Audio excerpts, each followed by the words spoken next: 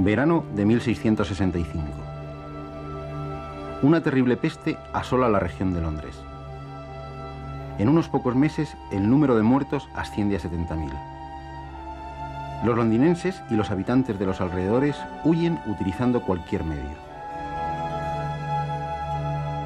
La Universidad de Cambridge se ve obligada a cerrar sus aulas y a enviar a estudiantes y profesores a sus casas.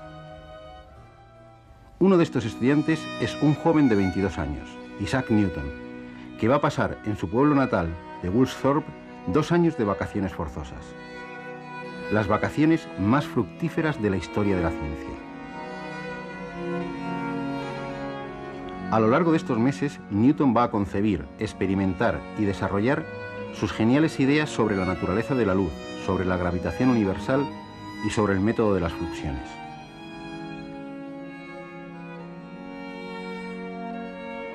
A principios de 1666, valiéndose de un prisma como este y un agujero en la contraventana de su habitación, va a demostrar que la luz del Sol es una mezcla de luces de los colores del espectro.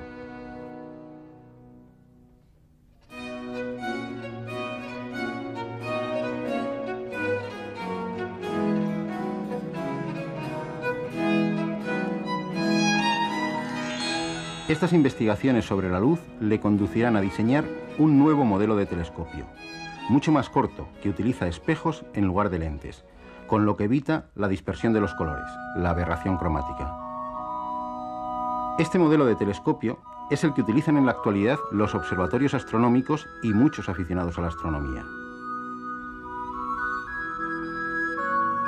Este telescopio es el que va a proporcionar a Newton su primer reconocimiento internacional y su ingreso en la Royal Society.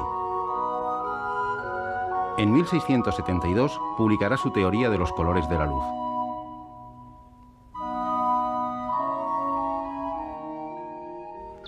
Pero volvamos a sus apacibles vacaciones en Woolsthorpe. Otra idea martillea la cabeza de Newton. Una idea que tiene que ver con manzanas y con la luna. La fuerza que hace que una manzana caiga al suelo es la misma que mantiene a la Luna en su órbita alrededor de la Tierra. De hecho, la Luna también está cayendo hacia la Tierra. Con las medidas de la época del radio terrestre y la distancia a la Luna, el joven Newton llega a calcular esta velocidad de caída con una gran precisión, 1/20 de pulgada por segundo. Sin esta caída, la Luna, según el principio de inercia, abandonaría su órbita en línea recta, algo que muchos conductores han experimentado al tomar una curva con excesiva velocidad.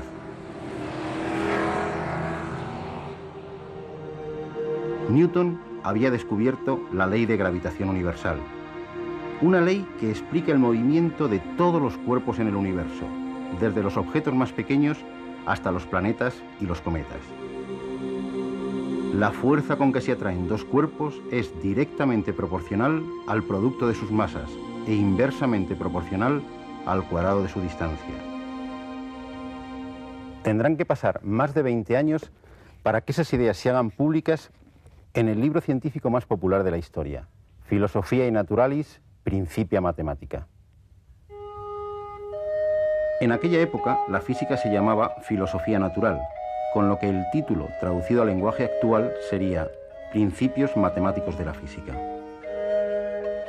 En los 3 volúmenes de los Principia, Newton presenta no solo la ley de gravitación universal, sino las famosas leyes de Newton, sobre el movimiento de los cuerpos y las fuerzas que los determinan. Leyes que Newton y todos los físicos durante más de 300 años aplicarán a los campos más dispares: caída de cuerpos, choques, propagación del sonido, proyectiles.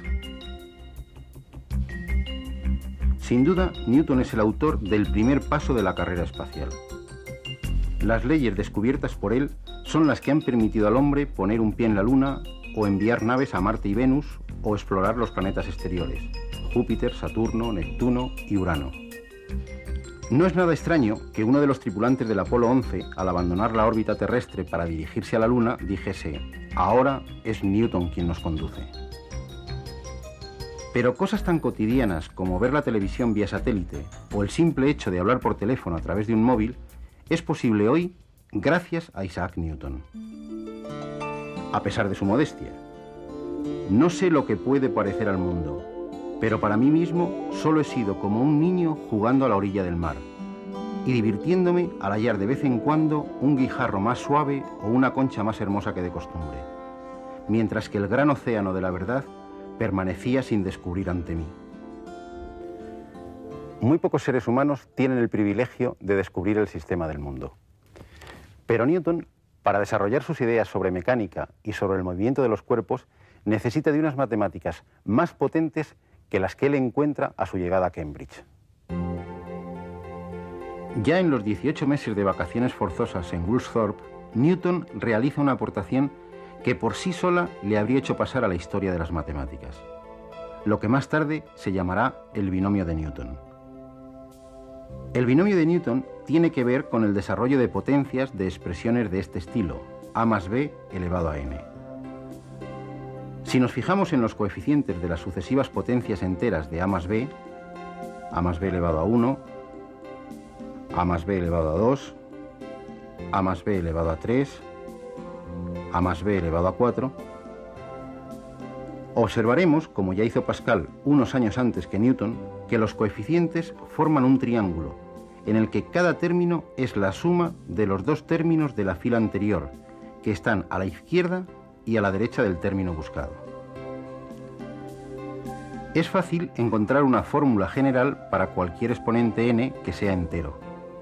Pero Newton extendió esta fórmula para potencias fraccionarias y negativas, con lo que obtuvo un potente método para realizar cálculos aproximados de forma simple, 300 años antes de que se inventasen las calculadoras.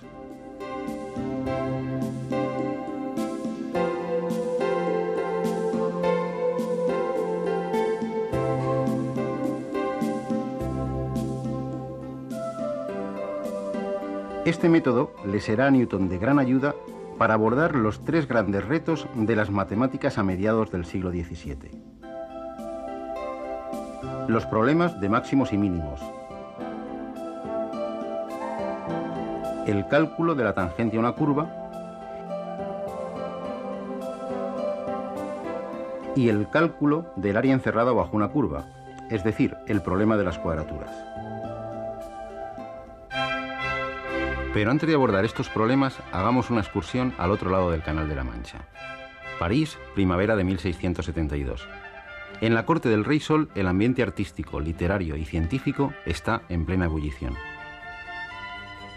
Un joven abogado alemán, diplomático al servicio del elector de Main, va a quedar cautivado por este ambiente. Se trata de Gottfried Wilhelm Leibniz.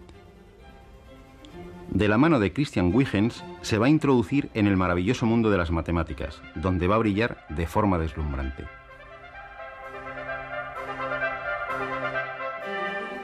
En 1676, Newton le mandará por carta su fórmula del binomio para potencias fraccionarias y negativas. Ambos, trabajando por separado y con métodos distintos, Newton antes pero sin dar publicidad a sus resultados y Leibniz unos años después pero publicándolos antes, van a crear la herramienta más potente y universal de la historia de las matemáticas y de todas las ciencias, el cálculo diferencial y el cálculo integral. Y todo surge al enfrentarse al problema de calcular la tangente a una curva de forma general. Los dos van a chocarse de frente con la piedra angular del análisis matemático, la idea de derivada. Cuando el atleta lanza el martillo, está resolviendo intuitivamente este problema. El peso abandona la circunferencia que dibuja el extremo del martillo siguiendo una recta tangente. Lo mismo que hace una nave espacial cuando abandona la órbita terrestre para dirigirse a Marte. El problema de la tangente ha sido y será siempre el principal problema de todos los vuelos espaciales, y la derivada su solución. En cualquier carretera de montaña nos encontramos con una señal como esta. Nos indica la pendiente que tiene un determinado tramo de la misma. Una subida con una pendiente del 30% significa que por cada 100 metros que avanzamos en horizontal, subimos 30 metros. Si la carretera tiene una pendiente constante, no hay mucha dificultad en calcularla. Basta hacer el cociente entre los metros que subimos y los que avanzamos en horizontal. Pero, ¿qué ocurre en una carretera como esta, en la que la pendiente va cambiando continuamente? Podemos calcular la pendiente aproximada tomando dos puntos de la ruta y uniéndolos mediante una recta secante. La recta se aproximará aceptablemente a la carretera y su pendiente será aproximadamente la de la carretera. La pendiente de esta secante es el cateto vertical partido por el cateto horizontal del triángulo. Si llamamos delta i y delta x a los catetos, la pendiente es el cociente delta i partido por delta x. Cuanto más cerca esté el segundo punto al primero, más se ajustará la pendiente real de la carretera con la pendiente de la recta secante. Si desplazamos el segundo punto hacia el primero, de tal forma que la distancia entre ambos sea cada vez más pequeña, la recta secante se irá aproximando cada vez más a la tangente a la curva en ese punto. Los números que miden las pendientes de estas rectas secantes se van aproximando a un número concreto, que será su límite. Este número será la pendiente real de la carretera en ese punto concreto. O hablando en términos matemáticos, la pendiente de la recta tangente a una curva en un punto es el límite, cuando delta x tiende a 0, de los cocientes delta i partido por delta x. Este límite es la derivada de la curva en ese punto. Como Leibniz la representaremos así. Utilizando términos de trigonometría, la derivada es el valor de la tangente del ángulo alfa que forma la recta tangente a la curva en el punto estudiado con la horizontal. Si la carretera asciende, la derivada, es decir, la pendiente, será un número positivo. Si es llana, será 0.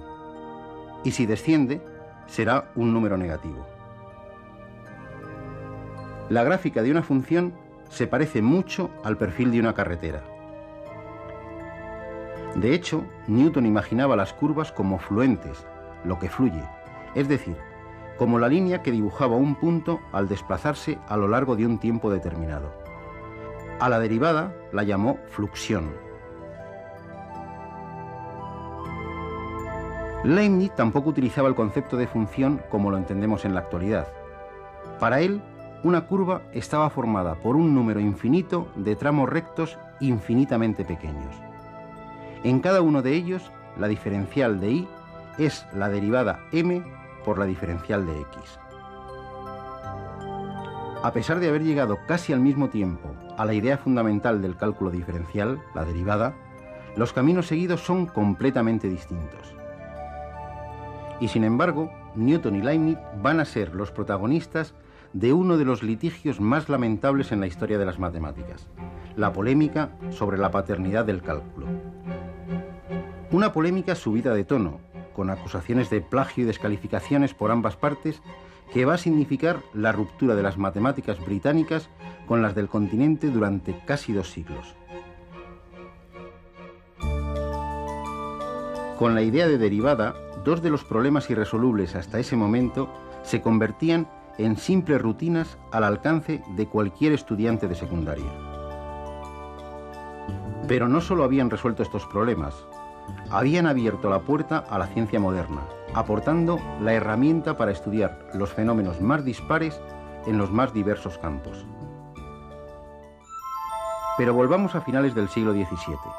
Aún queda un serio problema por resolver, el de las cuadraturas, es decir, cómo calcular el área de una figura limitada por curvas.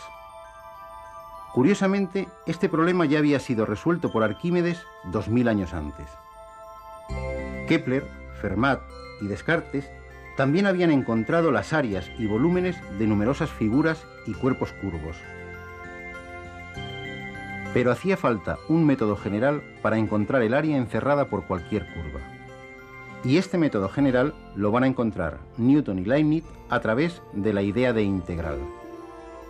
El mecanismo recuerda al utilizado por Arquímedes. Para calcular el área encerrada por la función y igual a f de x entre los puntos de abscisa a y b, basta con dividir el segmento AB en intervalos más pequeños. Si levantamos rectángulos cuyas bases sean esos intervalos y cuya altura llegue hasta la gráfica, la suma de las áreas de los rectángulos será ligeramente menor que el área encerrada por la curva.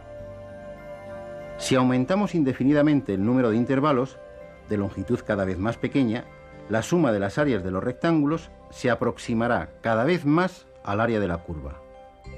El límite de esas sumas será en efecto el área encerrada por la curva. Y este proceso nos sirve para cualquier curva continua. A este límite de las sumas lo llamó Jean Bernoulli integral, y Leibniz adoptó la notación que usamos en la actualidad. Pero calcular esas sumas y su límite puede ser un proceso complicado según la curva que tratemos. La genial idea que Leibniz y Newton tuvieron por separado fue estudiar directamente la función área y constatar que la derivada de la función área coincidía con la función de la curva. Leibniz y Newton habían descubierto lo que desde entonces se llama teorema fundamental del cálculo, que la diferenciación y la integración son operaciones inversas, es decir, las dos caras de una misma moneda. Newton tuvo en vida un prestigio y un reconocimiento social aún mayor que el que pudo tener Einstein en nuestro siglo. Como los reyes y muy pocos nobles, fue enterrado en la abadía de Westminster.